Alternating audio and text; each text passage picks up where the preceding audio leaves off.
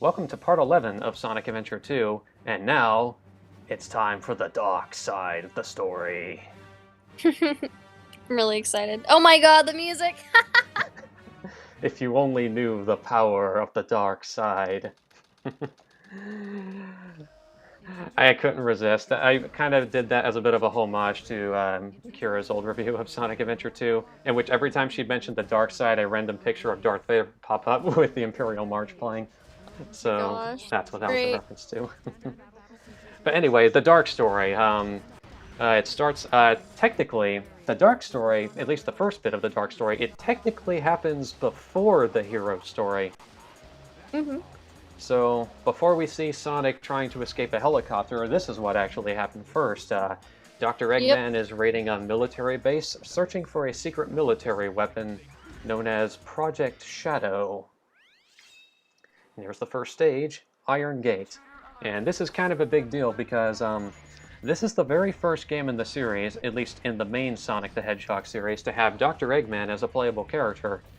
So, Yeah, it's, so yeah, it was kind of a big deal. I'm sure a lot of fans were like, "Oh my God, I get to play as Dr. Eggman, the main antagonist from like the classic games and whatnot. That's cool. I get to be the bad guy this time." It's interesting because I think in the main Mario series, I don't think Bowser has ever been playable in any of the main games, unless you count the ending of Super Mario Odyssey. But yeah, that's a good point. hmm but nope. I wonder what people thought about this, actually. I don't know. For me, I didn't think too much about it because I started off with these type of games. Yeah, I played Sonic 2, but, like, I didn't play enough of it to be that engaged in it. So, like, by the time I had played this, I was like, oh yeah, Eggman's playable. Just like always, right? You know what I mean? uh, you weren't too familiar with the Sonic series at the time, so I get it. Yeah, like, this was like that beginning content for me. So I was like, yeah, that makes sense. Eggman's playable, sure. Yeah, but this was actually the first time he was playable, at least in the main series. If we want to be technical up in here, he technically was playable previously in Sonic the Fighters and Sonic R. Oh yeah, true, true. Like, like some of the spin-off titles, he was playable long before then. But as far as the main series, like platformers go, this was Eggman's debut as a playable character, and I think it's the only main series Sonic game where he's a playable character. Yeah, I think so too. Yeah, that's Well, true. well, actually, technically, he's technically playable in the final boss of Sonic Advance 3, but that's really it. Mhm. But then apart from that, like, it's mainly like more party stuff, like with Team Sonic Racing. Yeah, that's generally the games that Eggman is usually playable in. He's mostly playable in the spin-off and party games, etc. And I don't know why Eggman is just standing there. Okay, there he goes. Yeah, I was about to ask. I'm like, you good? I think I might have got distracted. Maybe I was trying to take care of something. I don't remember what happened when I recorded that part. Chilling. It's all good.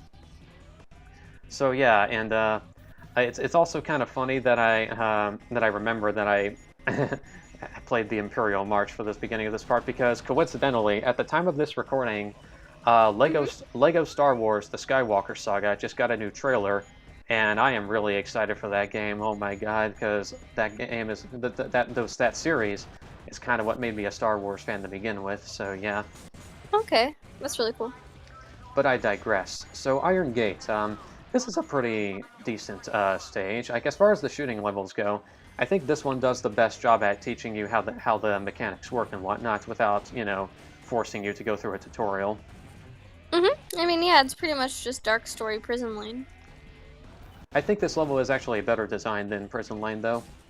Mostly, Oh, really? yeah, mostly because I feel like the enemy placement isn't as bad. Although I will have to admit that Prison Lane has a way better theme song. Like that's something I Yeah, definitely think Prison Lane has over Iron Gate. yeah, I completely agree. It's also worth mentioning that in the Dreamcast version, there was this really big red lighting effect that kind of covered a lot of the screen for like the alarm that's going off. It was way more prominent in the Dreamcast version, but here in battle, it's kind of just barely flashing, you know. Yeah, they might have actually done that maybe for like epilepsy purposes. That Maybe people were. that could be the case, yeah. Mm-hmm. Even though realistically it would make sense to be a dark for a dark room to be lit up so brightly, but yeah, Of course. we understand. Okay, so we cleared Iron Gate, and now Eggman's about to uncover that secret military project, Project Shadow. So, quick question: what do you think of Dr. Eggman as a character? That's a good question. I think he's great. I think it depends on the game. Like in this game, he's great. Some a bit of the praise from Dr. Eggman nowadays seems to be the fact that he's not just a bad guy, but he's also kind of comedic. In other words, like he's not really like sinister or evil or 100%, like say someone like Infinite or something like say Ganondorf from The Legend of Zelda. Mhm. He's kind of a bumbling scientist, an evil scientist, but yeah. That's actually kind of what I don't like about it. I actually like with the adventure games, I always felt like he was actually like kind of scary, and I liked that. I don't know. That's just me though. And then some people will probably be like, but his name is Eggman. You can't take a name like Eggman seriously. Yeah, well, technically his name is Evo Robotnik, or not Evo Robot. Oh, I- actually, no, yeah, Ivo Robotnik. But yeah. Bro. Sorry, but yes, I know. Sorry, I pronounced that wrong. But I mean that's technically his name. But then he was given the nickname Eggman to make fun of him. Even though that technically was his name in Japan all the time. Yeah, absolutely. I do wonder if the origins with Yeah. that happen to be Oh, similar, or if that was just an oh, excuse hang made on. in America. Hang on a bit. I gotta say this real quick. Behold, Doctor, I can fly. Oh my God. Wow, he can fly. He can fly. I was kind of referencing this one YouTube channel called ShadowSun59. He made this series of videos about Shadow the Hedgehog flying, in which Shadow starts flying and then Eggman gasps, and then he made a sequel. He's like, "Behold, I can fly." So what? Superman can fly too. How dare you not find this impressive? That's funny. Yep. But anyway, Shadow the Hedgehog. This is the first game to introduce Shadow, and as a lot of you watching may know, Shadow the Hedgehog is my favorite Sonic character of all time, and he probably always will be my favorite Sonic character. Um, I've been a fan of him ever since I first, believe it or not first since I first played Mario and Sonic the Olympic Games, but rather since I first seen him in action in Sonic X. Because even though my first exposure to him was, Mario and Sonic in the Olympic Games, the first time I got to see him in action was in Sonic X, specifically the episode known as Shadow Knows, or Sonic the Fugitive, as that episode is called in Japan. And I saw that episode. I was like, "Whoa, Shadow is way cooler than Sonic because he's not just fast like Sonic. He can teleport. He can shoot lasers out of his hands. Like he's just a more powerful Sonic the Hedgehog, and that's what I love about him so much." Yeah, it's true. Although He's so cool. although gameplay-wise, in most of the games, Shadow gameplay-wise plays exactly like Sonic. There were a couple of times when Right. they tried to make Shadow more of his own gameplay, like in say Shadow the Hedgehog or Sonic 06, and to some degree Sonic and the Black Knight. Mhm. Although some fans would often criticize that because how it's not exactly done as well as it could be. But I don't know. I feel like Shadow has a lot of potential to be more than just a clone of Sonic. Of course, I'm more than happy for him to be playable, even if he is just a clone of Sonic. I was actually pretty excited when he was made playable in Sonic Forces again. But yeah, I think Shadow should be playable in every Sonic game, whether he's a clone of Sonic or not. But that's just me. Oh man, I actually completely forgot about Sonic 06 Shadow having a different like set, but I now that I'm like thinking about it, it's sort of taking me back. Yeah, how he like homes in and then does all those punch and kick attack combos Yeah, at those to like I deal love. damage. Yeah, I love those things. Oh man, that makes me want to play 06. I know we're playing SA2 right now, but whew. It's fine. Also, this camera angle, how it's different from like the hero story for these shots of Knuckles and Rouge, that was added for Battle. In the Dreamcast version, the camera angles for those two shots were the It exact stays the same. same, It's the exact same in both the hero and Dark Story. So, which is really yeah, so yeah, they added that for Battle. So that's kind of interesting. that is cool. Hmm.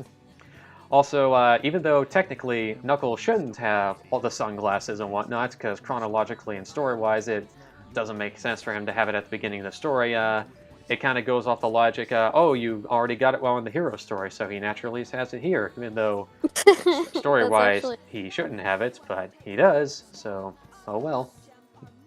I guess I wouldn't expect them to, you know, like have the items go on as you collect them because technically people will collect them at their own pace. Yep.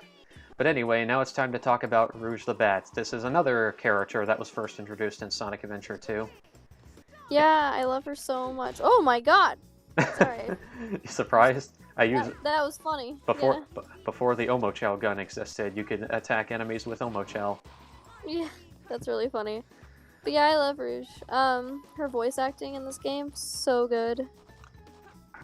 Well, it's certainly better than her her 4Kids voice, because I do not like her 4Kids voice, and I feel bad that that Like, was because I feel bad that was my first exposure to Rouge's voice, because when I learned that she's supposed to be 17 years old, I'm like, oh my god, then if she's 17, then why did they give her the voice of a 40-year-old woman? Like, what? yeah.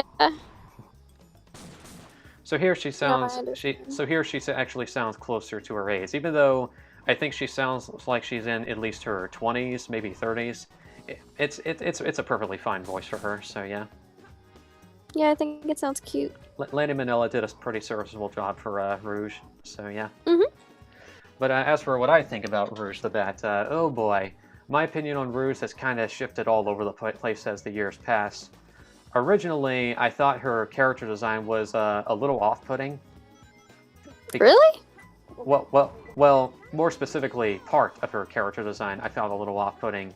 Why am I seeing part of her bat cleavage? Isn't she supposed to be from a character from a kids show or kids series of games or something? Oh, well, I don't know. I mean, to be fair, even with that, even that being the case, right? There's still multiple body types in the world. So, Hmm. I don't think it would be smart. I mean, it wouldn't be smart of them to just pretend that there's only one single body type and that would be sort of similar to Amy where it's just like the little chest and everything. I think it's fine to represent those different body types and I think the whole point of Rouge's character is to have that different twist, I guess, if that makes any sense. I guess that kind of makes sense. But regardless of such, over the years I kind of warmed up to Rouge, and now I actually really like her as a character. She's not one of my favorite characters, but I definitely appreciate her way more now than I did back then. Mhm.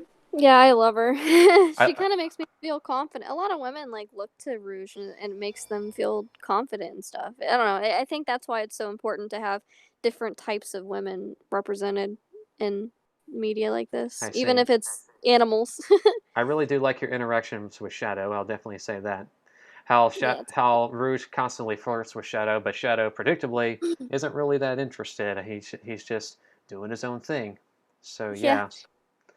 But anyway, Anyways, that was part 11 of Sonic Adventure 2. Tune in for part 12, where we finally, let's just say part 12 is going to be very motivational. woo! So see you then. See you then.